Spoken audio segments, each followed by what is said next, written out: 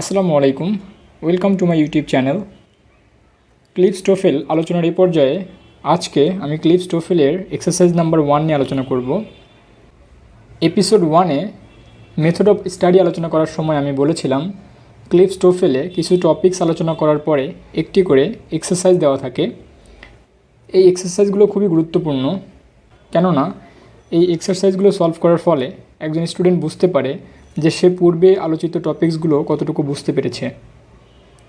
Even বিভিন্ন competitive এক্সামে এমন দেখা গেছে যে এই এক্সারসাইজগুলো থেকেই হুবহু কোশ্চেন হয়ে থাকে। সো এই এক্সারসাইজগুলোকে ভালোভাবে অবজার্ভ করা খুবই গুরুত্বপূর্ণ। এখানে বলা হয়েছে exercise number 1, subject, verb, complement and modifier. আমরা ইতিমধ্যেই সাবজেক্ট সম্পর্কে জেনেছি, ভার্ব সম্পর্কে জেনেছি, কমপ্লিমেন্ট সম্পর্কে জেনেছি এবং মডিফায়ার সম্পর্কেও জেনেছি। অর্থাৎ এর আগে যে 4টি টপিকস আলোচনা করা হয়েছে সেই 4টি টপিক্সের উপরে এখানে একটি এক্সারসাইজ দেওয়া রয়েছে। এখানে এক্সারসাইজ সম্পর্কে বলা হয়েছে identify the subject, verb, complement and modifier in each of the following sentences. এখানে একাধিক সেন্টেন্স দেওয়া রয়েছে। এক্সারসাইজের কাজ হচ্ছে প্রতিটি সেন্টেন্স থেকে সাবজেক্ট, ভার্ব, কমপ্লিমেন্ট এবং মডিফায়ারকে আইডেন্টিফাই করা। এখানে আরও বলা হয়েছে remember that not every sentence has a compliment or modifier. এখানে খুবই গুরুত্বপূর্ণ একটি কথা বলা হয়েছে যে মনে রাখতে হবে প্রতিটি সেন্টেন্সে কমপ্লিমেন্ট অথবা মডিফায়ার আবশ্যক না। আমরা ইতিমধ্যেই জেনেছি যে একটি সেন্টেন্স গঠন করতে হলে সাবজেক্ট এবং ভার্ব আবশ্যক, কমপ্লিমেন্ট এবং মডিফায়ার আবশ্যক না। অর্থাৎ কমপ্লিমেন্ট অথবা মডিফায়ার ছাড়াও একটি সেন্টেন্স গঠন করা সম্ভব। অন্যদিকে সাবজেক্ট কিংবা ভার্ব ছাড়া কোনো সেন্টেন্সই গঠন করা সম্ভব না। এই সেন্টেন্সে এজন্যই বলা হয়েছে যে প্রতিটি সেন্টেন্সে কমপ্লিমেন্ট অথবা মডিফায়ার নাও থাকতে পারে।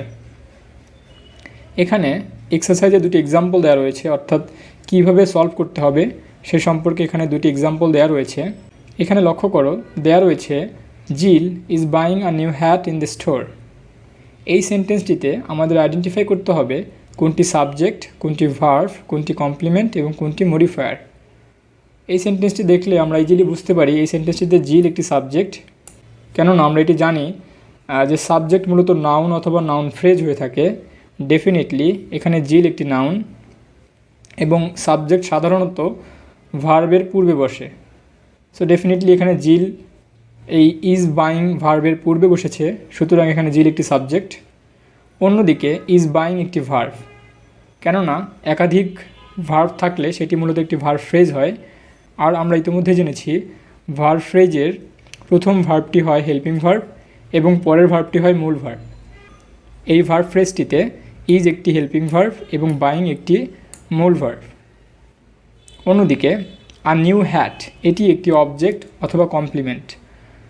সাধারণ গ্রামাটিক্যাল অংশে আমরা যেভাবে পড়ি সেভাবে এই নিউ হ্যাট এটি একটি অবজেক্ট, কেননা আমরা কমপ্লিমেন্ট অংশ আলোচনা করেছিলাম অবজেক্ট অথবা কমপ্লিমেন্ট কি। কমপ্লিমেন্ট হতে হলে ভার্বের পরের অংশকে অবশ্যই সাবজেক্টের সাথে সামঞ্জস্যপূর্ণ হতে হয়।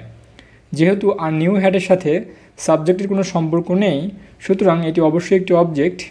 এটি সাধারণ গ্রামাটিক্যাল হিসেবে কোনো কমপ্লিমেন্ট না, কিন্তু ক্লিফস টোফেল অনুযায়ী এটি একটি কমপ্লিমেন্ট। সুতরাং আর নিউ হ্যাট একটি কমপ্লিমেন্ট। অন্যদিকে ইন দ্য স্টোর এটি একটি মডিফায়ার, কেননা মডিফায়ার সম্পর্কে আমরা জেনেছি মডিফায়ার সাধারণত কমপ্লিমেন্ট অথবা অবজেক্টের পরে বসে এবং মডিফায়ার একটি প্রিপোজিশনাল ফ্রেজও হতে পারে। এখানে ইন দ্য স্টোর এটি একটি প্রিপোজিশনাল ফ্রেজ, কেননা প্রিপোজিশনাল ফ্রেজ হতে হলে একটি ফ্রেজের শুরুতে থাকবে প্রিপোজিশন এবং তার শেষটি হবে নাউন দ্বারা। এই ফ্রেজটির ইন একটি প্রিপোজিশন এবং স্টোর ডেফিনেটলি একটি নাউন। সো এই সেন্টেন্সটির সাবজেক্ট পেয়েছি, ভার্ব পেয়েছি, কমপ্লিমেন্ট পেয়েছি এবং মডিফায়ারও পেয়েছি। এখানে বলে রাখা দরকার এটি একটি মডিফায়ার অফ প্লেস, কেননা আমরা জানি যে হোয়ার দ্বারা কোশ্চেন করার ফলে যে অ্যান্সার পাওয়া যায় সেটি মূলত মডিফায়ার অফ প্লেস। ঠিক একইভাবে পরের সেন্টেন্সটি লক্ষ্য করো, এখানে রয়েছে বেটি ইজ শপিং ডাউন টাউন। এই সেন্টেন্সটিতে বেটি একটি সাবজেক্ট, ইজ শপিং একটি ভার্ব ফ্রেজ এবং ডাউন টাউন একটি মডিফায়ার অফ প্লেস। এই সেন্টেন্সটিতে আমরা বুঝতে পারছি যে বেটি একটি সাবজেক্ট, কেননা সাবজেক্ট মূলত নাউন অথবা নাউন ফ্রেজ হয় এবং সাবজেক্ট ভার্বকে প্রেসিড করে অর্থাৎ ভার্বের পূর্বে বসে। অন্যদিকে ইজ শপিং এটি একটি ভার্ব ফ্রেজ, কেননা ভার্ব ফ্রেজের প্রথম অংশটি হয় হেল্পিং ভার্ব এবং শেষের অংশটি হয় মূল ভার্ব। এবং শেষ অংশটি ডাউনটাউন এটি একটি মডিফায়ার অফ প্লেস। এখন অনেকে প্রশ্ন করতে পারে যে কেন এটি মডিফায়ার, কেন এটি কমপ্লিমেন্ট নয়। এটি এই জন্যই কমপ্লিমেন্ট নয়, আমরা এইভাবেই বলতে পারি যে কমপ্লিমেন্ট মূলত নাউন অথবা নাউন ফ্রেজ হয়ে থাকে, কিন্তু মডিফায়ার হতে পারে প্রিপোজিশনাল ফ্রেজ অথবা অ্যাডভার্ব অথবা অ্যাডভার্বিয়াল ফ্রেজ। সো যেহেতু ডাউনটাউন এটি একটি অ্যাডভার্ব, সো এটি কোনোভাবেই অবজেক্ট কিংবা কমপ্লিমেন্ট নয়। যেহেতু একটি স্থানকে বোঝায়, সুতরাং এটি একটি মডিফায়ার অফ প্লেস। এখন 44 নম্বর পেজে লক্ষ্য করো, এখানে মূল এক্সারসাইজগুলো দেওয়া রয়েছে, এই এক্সারসাইজগুলোকেই সলভ করতে হবে। নাম্বার 1 রয়েছে George is cooking dinner tonight. এই সেন্টেন্সটিতে আমাদের সাবজেক্ট, ভার্ব, কমপ্লিমেন্ট এবং মডিফায়ার আইডেন্টিফাই করতে হবে।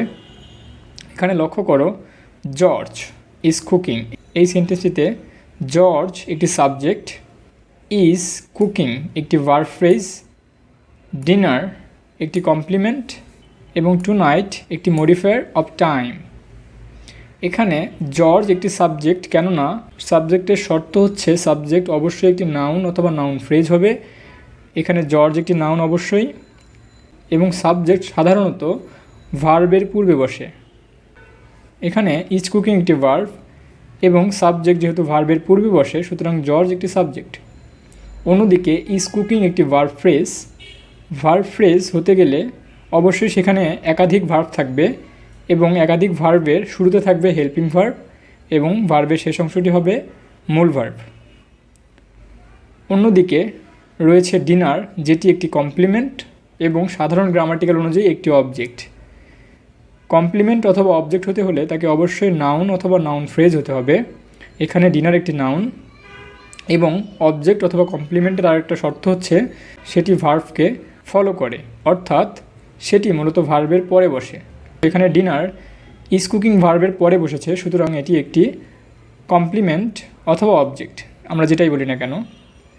এবং এরপরে রয়েছে টুনাইট, যেটি একটি মডিফায়ার অফ টাইম। এটি মডিফায়ার অফ টাইম এজন্যই যে এখানে টুনাইটকে হোয়েন দ্বারা কোশ্চেন করা যায়। যেমন এখানে আমরা কোশ্চেন করতে পারি when is George cooking dinner. So এখানে হোয়েন দ্বারা কোশ্চেন করার ফলে আমরা অ্যান্সার পাবো টুনাইট, সুতরাং এখানে টুনাইট একটি মডিফায়ার অফ টাইম। ঠিক একইভাবে নাম্বার 2 এ রয়েছে Henry and Mercia have visited the president. এখানে হেনরি অ্যান্ড মার্সিয়া এই পুরো অংশটুকুই একটি সাবজেক্ট হবে। আমরা ইতিমধ্যে জেনেছি সাবজেক্ট মূলত ভার্বকে প্রেসিড করে, অর্থাৎ ভার্বের পূর্বে বসে। এখানে ভার্ব হচ্ছে হ্যাভ ভিজিটেড, এখানে হ্যাভ একটি হেল্পিং ভার্ব এবং ভিজিটেড একটি মূল ভার্ব, উভয় মিলে একটি ভার্ব ফ্রেজ। অন্যদিকে রয়েছে দ্য প্রেসিডেন্ট, যেটি একটি কমপ্লিমেন্ট অথবা অবজেক্ট।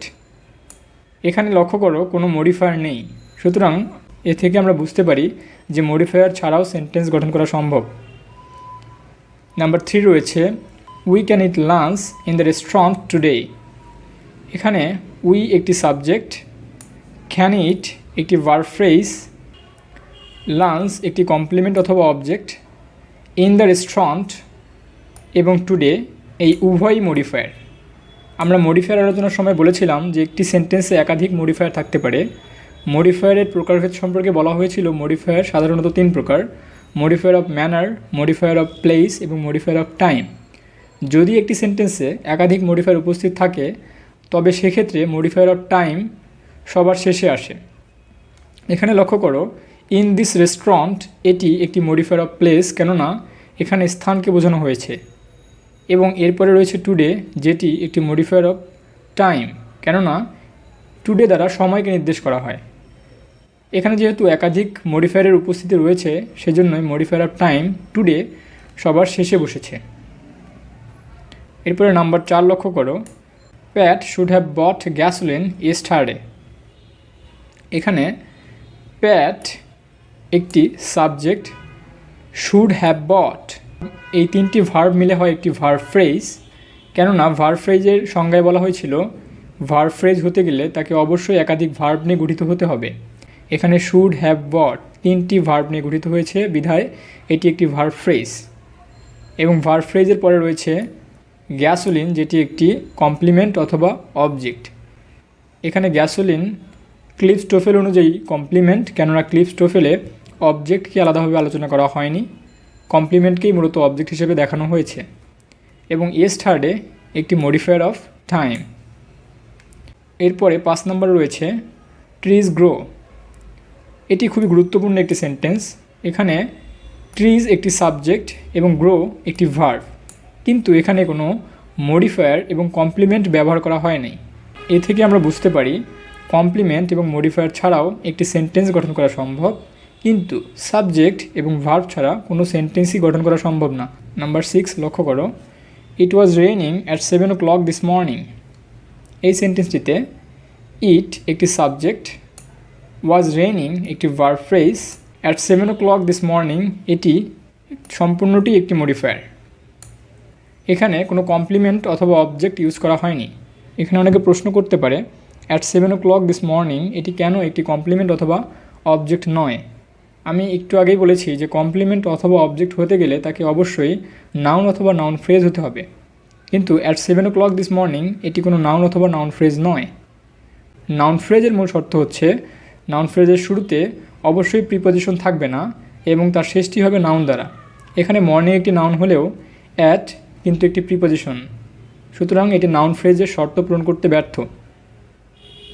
নাম্বার 7 লক্ষ্য করো, she opened a checking account at the bank last week. এই সেন্টেন্সটিতে শি একটি সাবজেক্ট, ওপেন্ড একটি ভার্ব, আর চেকিং অ্যাকাউন্ট এটি একটি অবজেক্ট অথবা complement. At the bank last week এই সেন্টেন্সটিতে দুইটি মডিফায়ার রয়েছে, অ্যাট দ্য ব্যাঙ্ক এবং লাস্ট উইক। সো এখানে অ্যাট দ্য ব্যাঙ্ক যেহেতু মডিফায়ার অফ প্লেস এবং লাস্ট উইক যেহেতু মডিফায়ার অফ টাইম, আমরা ইতিমধ্যে জেনেছি মডিফায়ার অফ টাইম সাধারণত একটি সেন্টেন্সের শেষে বসে, সেজন্য এখানে অ্যাট দ্য ব্যাঙ্ক লাস্ট উইকের পূর্বে বসেছে। নাম্বার 8 রয়েছে Harry is washing dishes right now.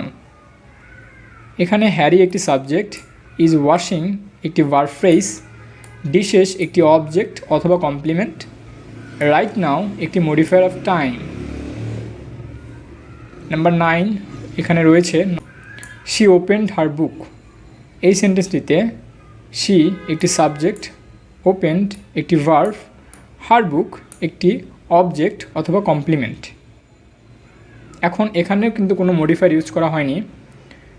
আমরা ইতিমধ্যে জেনেছি, আবারও বলছি যে মডিফায়ার অথবা কমপ্লিমেন্ট কিংবা অবজেক্ট ছাড়াও একটি সেন্টেন্স গঠন করা সম্ভব। তবে এটি মাথায় রাখতে হবে কোনো সেন্টেন্সই ভার্ব আর সাবজেক্ট ছাড়া গঠন করা সম্ভব না। সর্বশেষ এক্সারসাইজ নাম্বার 10 দেয়া রয়েছে Paul, William and Mary were watching television a few minutes ago. এই সেন্টেন্সটিতে পল, উইলিয়াম অ্যান্ড ম্যারি এই 4টি শব্দ মিলিয়ে একটি সাবজেক্ট। সাধারণত সাবজেক্ট হয় ভার্বের পূর্বের পুরো অংশটুকুই এবং সেটি একটি নাউন অথবা নাউন ফ্রেজ হয়ে থাকে। এই সেন্টেন্সটি ওয়ার ওয়াচিং, এখানে ওয়ার ওয়াচিং একটি ভার্ব ফ্রেজ। আবারও বলছি, ভার্ব ফ্রেজের প্রথম অংশটি হবে হেল্পিং ভার্ব এবং শেষ অংশটি হবে মূল ভার্ব। এখানে ওয়ার একটি হেল্পিং ভার্ব এবং ওয়াচিং একটি মূল ভার্ব। টেলিভিশন একটি অবজেক্ট আর ক্লিফস টোফেল অনুযায়ী একটি কমপ্লিমেন্ট। অবজেক্ট এবং কমপ্লিমেন্ট সম্পর্কে আবারও বলছি যে অবজেক্ট অথবা কমপ্লিমেন্ট হতে গেলে তাকে অবশ্যই নাউন অথবা নাউন ফ্রেজ হতে হবে। এখানে টেলিভিশন অবশ্যই একটি নাউন। আ ফিউ মিনিটস এগো এটি একটি মডিফায়ার এবং যেহেতু এটি একটি সময়কে নির্দেশ করে, সুতরাং এটি একটি মডিফায়ার অফ টাইম। আশা করছি এক্সারসাইজ নাম্বার 1 সবাই বুঝতে পেরেছ। এই এক্সারসাইজ নাম্বার 1 নিয়ে কারো কোনো কোয়েশ্চেন থাকলে অবশ্যই কমেন্টে জানাবে, আমি সেগুলোর অ্যান্সার দেওয়ার চেষ্টা করব। আজ এ পর্যন্তই, দেখা হবে নেক্সট ক্লাসে।